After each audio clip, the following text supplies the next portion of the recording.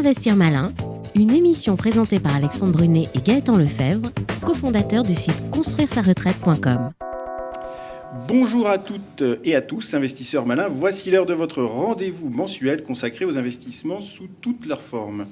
Alors, l'envie d'investir ne vous a pas quitté, mais avec cette crise sanitaire qui se transforme progressivement en crise économique, vous ne savez pas vers quel support vous orienter. Et puis, vous n'avez par ailleurs peut-être pas envie de prendre trop de risques et d'investir des sommes conséquentes.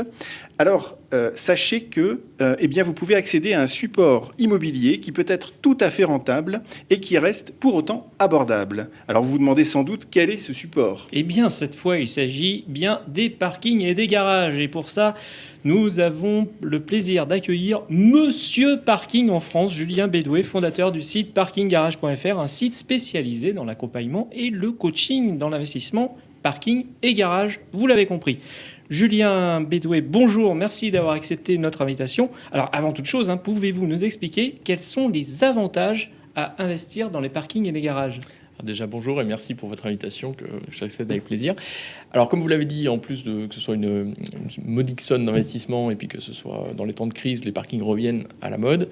On l'a constaté en 2012 et puis là ça revient en 2021. Moi, pour les investisseurs malins, j'ai tendance à dire que c'est rusé, c'est-à-dire que c'est rentable, ultra diversifié, sécurisé et efficace. C'est rentable parce que remplacement égal, on se rend compte que les parkings en sous-sol sont toujours plus rentables que les appartements qui sont au même endroit en hauteur, notamment parce qu'il n'y a pas de travaux, tout simplement. C'est diversifié parce que pour 2 000 € de loyer, vous allez peut-être aller 10, 20 locataires de parking quand vous en aurez 3 ou 4 pour les investir pour un appartement. Et ça, je peux vous dire que les banquiers, ils adorent. Moi, j'aurais jamais acheté 234 garages si j'avais pas eu 234 petites lignes de loyer qui tombaient. Ça n'aurait jamais... 234 garages. Ouais, en 7 ans. Voilà. Et ça, ma banquière me l'a dit, c'est pas moi qui l'invente. C'est sécurisé parce que vous n'êtes pas dépendant des lois d'Allure ou de 89. Vous êtes sur du code civil, vous faites ce que vous voulez, un petit peu comme les locaux commerciaux. Enfin, c'est encore moins encadré tout ça. Pas d'encadrement de loyer, vous êtes vraiment bien. Et puis c'est efficace parce que peu de temps de gestion, parce que vous n'avez pas les travaux. Et puis la relation locative, elle est assez bonjour, au revoir, voilà le badge, et puis hop, on fait la location. D'accord. Alors, quand on parle d'immobilier, souvent, il y a la règle d'or qui revient régulièrement, c'est-à-dire l'emplacement. Est-ce que pour les parkings, c'est pareil ? C'est-à-dire que, est-ce que finalement, dans une ville, il y a des zones urbaines particulières à privilégier par rapport à d'autres ? Est-ce qu'il y a des règles, des macro-règles qui se dégagent ? Alors exactement, l'emplacement, ça fait partie des 7 critères clés que j'ai identifiés pour voir la qualité d'un parking ou d'un garage. Là aussi, on est dans le deuxième, donc forcément, c'est vachement mieux placé qu'un parking qui serait dans le 19e où vous allez avoir du mal à louer parce qu'il y en a pléthore. On voit que de toute façon, au niveau prix, c'est du simple au double. Et puis, l'emplacement, ici, dans cet immeuble, le parking qui est au -1, il va se louer bien plus facilement que celui qui est au -7 ou -8. Donc, ça se vérifie aussi bien dans l'immobilier traditionnel que dans les parkings. Bien sûr. Et à l'instar de l'immobilier d'habitation, est-ce qu'il existe des villes pour lesquelles l'investissement dans les parkings est beaucoup plus porteur ?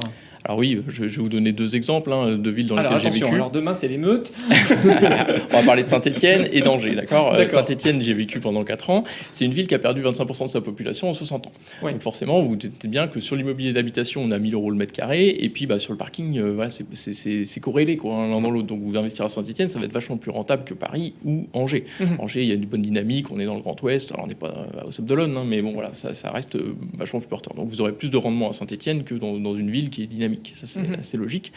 Et puis, après, moi, j'ai tendance à dire que comme le marché des parkings, c'est quelque chose d'assez de niche, il y a beaucoup moins d'annonces que sur l'immobilier d'habitation. Il ne faut pas forcément choisir son investissement par rapport à une ville qui est porteuse ou pas, mais plutôt partir comme en finance, c'est-à-dire qu'on fait une approche bottom-up. C'est-à-dire on prend l'opportunité, on analyse et ensuite on remonte au niveau du quartier, au niveau de la ville, pour voir s'il y a la demande locative qui est présente. D'accord ?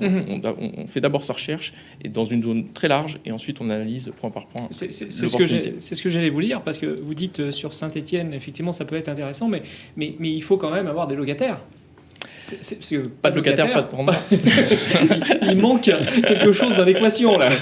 Exactement. Ouais. C'est pour ça que l'emplacement, le rendement, ça fait partie vraiment des 7 critères. C'est les 2 qu'on regarde en premier pour voir la qualité d'un parking. Alors justement, en parlant de rendement, on ne va pas se voiler la face. Ce qui intéresse aussi les auditeurs, c'est la rentabilité. Si on se dit, voilà, je vais me lancer dans l'aventure, je vais investir dans des parkings, à quoi on peut s'attendre en termes de rentabilité ?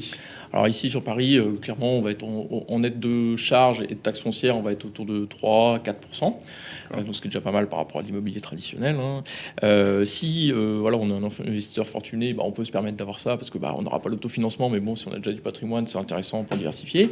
Si on est jeune et qu'on veut absolument dégager de l'autofinancement, on va utiliser des techniques un petit peu comme la colocation moto ou le boxage qui permet de doubler ce genre de rendement, voire parfois de les tripler. Ah oui, alors peut-être pour nos auditrices et nos auditeurs, peut-être compléter. C'est-à-dire que au lieu de louer une place de parking pour une automobile, en fait, on le divise peut-être en 3, et ça nous permet, ou 3 ou 4, et ça nous permet d'avoir 4 loyers. Et j'imagine que la somme des 4 loyers est supérieure, évidemment, au loyer d'une seule voiture. Exactement. Dans le meilleur des cas, vous avez 2 motos, ça fait le loyer d'une voiture.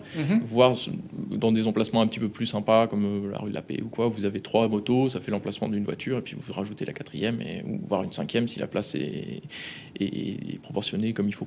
Ça, c'est investir malin et rusé. On va oui. peut-être revoir le nom de l'émission. Oui. Très bien. Donc, pour les investissements immobiliers classiques, on passe évidemment par un prêt immobilier. Est-ce que vous pouvez nous dire comment les choses se font avec les banques ou avec les courtiers ? Comment est-ce qu'ils réagissent par rapport à quelqu'un qui veut investir dans un parking ou un garage ? Et quels sont un peu les trucs à leur donner de manière à ce qu'ils puissent adhérer à ce projet ? Alors déjà, ils réagissent très bien, sauf les courtiers qui, en dessous de 80-90 000 euros, le projet, ils ne vont pas le prendre parce qu'ils n'ont pas assez de marge pour se rémunérer. Oui. Donc on va aller voir plutôt une banque traditionnelle. Et là, il y a 2 cas de figure. Soit vous tombez sur un conseiller qui veut vous vendre un crédit conso pour acheter de l'immobilier. Donc dans ce cas-là, va falloir soit vous ramer, soit vous allez voir l'agence d'à côté parce que le gars, clairement, il ne fait pas son métier ou on lui a donné des objectifs de vente sur des crédits conso. Vous achetez de l'immobilier, donc c'est finançable par un prêt immobilier traditionnel. Que ce soit, vous achetez à l'unité, vous achetez en lot, après on va adapter le montant du crédit. Faut se dire que pour un banquier, c'est le même boulot de faire un prêt à 10 000 qu'un prêt à 100 000. D'accord. Donc il va falloir aussi alterner le type de projet. Oui. Tantôt petit, tantôt moyen, tantôt gros, en fonction de ce que vous allez trouver. De toute façon, vous connaissez, dans l'investissement immobilier, ça se construit sur plusieurs années, on fait plusieurs projets, on les enchaîne. Donc, et ça, le banquier, il adore parce que y a une approche de risque qui est intéressante en termes de diversification. Et puis, ces multitudes de petits loyers qui tombent, ils adorent ça. Donc, vous faites malgré tout un business model de manière à leur présenter ça en leur disant voilà, il y a de la demande, ce genre de choses, j'imagine. Oui, comme un investissement classique. Ouais. Il faut prouver que vous savez de quoi vous parlez, avec des tableurs, des études locatives, tout ce qu'on parle aujourd'hui, il faut que ce soit dedans. D'accord. Ok. Alors ensuite, un élément qui est parfois un peu oublié dans les projets, c'est la fiscalité. À quoi on peut s'attendre sur les parkings ? Est-ce que c'est comme un bien d'habitation classique ? Et puis surtout, est-ce qu'il y a des astuces justement pour, passer par des SCI ou des choses comme ça, justement pour se faciliter la vie ou en tout cas encore avoir une astuce rusée ? Mais il y a toujours des bonnes surprises avec la fiscalité, Gaëtan. Ah oui, on est en France. Donc on reste sur de l'immobilier, comme tu l'as dit. Donc le seul truc, c'est qu'on peut pas faire de parking meublé, donc on va éliminer le LMNP et puis on va rester sur les 2 options. L'IR, qui est parfaite pour commencer, acheter ses premiers parkings, on va pas se casser la tête avec une SCI. Donc, on part IR, à l'IR. impôt sur le revenu. Voilà, exactement, avec soit le régime réel, soit le micro-foncier, à voir en fonction des calculs ce qui coûte le moins d'impôts. Et puis si une fois qu'on s'est pris au jeu, qu'on a acheté 1 ou 2 parkings et puis qu'on veut accélérer, on peut passer sur une SCI à l'IS. Ce qui est intéressant, parce que donc IS, impôt sur les sociétés, qui permet en fait d'avoir une diversification fiscale. Moi, par exemple, pour 2018, comme j'avais les 2, ça a monté en IR, ça a baissé à l'IS. Donc c'est intéressant. Moi, j'ai pas payé plus d'impôts depuis 2018, alors qu'il y a certains qui étaient qu'à l'IR et qui se sont fait truander. Important, par contre, c'est que l'IS, comme on a une comptabilité de société, ça coûte 600 à 700 euros tous les ans. Pour l'expert comptable. Voilà, pour l'expert comptable, il faut un certain volume. D'accord. Et donc, si vous achetez 1 ou 2 parkings comme ça, ça va faire le loyer des 2 parkings, donc vous n'allez pas vous y retrouver. Donc, il faut même une masse d'investissement qui soit sympa. Et puis, comme dans l'IS, on peut déduire plus de frais, on peut déduire notamment les frais de notaire. Quand on fait des achats de parking à l'unité, on a souvent 10-15% de frais de notaire à payer. Donc, si on peut les passer en charge, c'est tout bénéfique. Par contre, lors de la revente en IS, Peut-être que vous ne revendez pas les parkings. Je sais Alors, pas. moi, je suis plutôt un buy and wait. Hein, donc, en mode investissement, j'achète et je ne revends pas. J'ai revendu qu'un seul lot sur les 7 que j'ai achetés. Ouais. Mais oui, effectivement, la plus-value après, et ça se calcule. Il faut un simulateur. Moi, je me suis créé Renta SCI. Je calcule IS-IR. Et puis, je regarde en fonction des lots. Il y en a, clairement, ça pense pour l'IR, d'autres pour l'IS. Et puis, au milieu, après, vous choisissez. Des fois, il y a peu de différence entre les deux, même si on se fait un petit peu assassiner à la revente. D'accord. Donc, si on veut finalement se lancer dans l'aventure des parkings, est-ce que vous pouvez nous donner finalement les précautions à prendre, et puis pourquoi passer finalement par du coaching que vous proposez d'ailleurs sur votre site parkinggarage.fr, plutôt que de se lancer seul dans l'aventure en essayant de se procurer des informations par-ci par-là? Alors, comme tout investissement, l'investissement dans le parking d'immobilier, c'est risqué. D'accord, donc vous avez, il n'y a pas de rendement s'il n'y a pas de risque. Hein.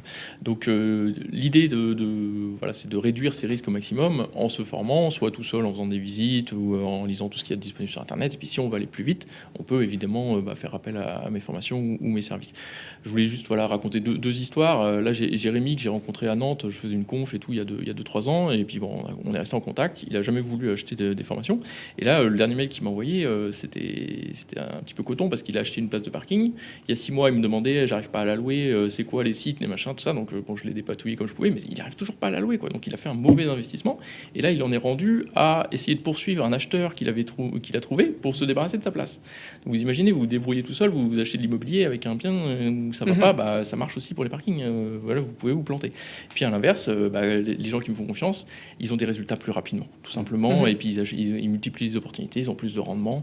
Voilà, c'est l'avantage de bénéficier de quelqu'un, de l'expérience de quelqu'un qui vous prend la main, qui a 234 garages, donc forcément je sais ce qui se passe avant, je sais ce qui se passe après, et puis il y a toute la communauté, comme vous avez une communauté aussi autour de construire sa retraite.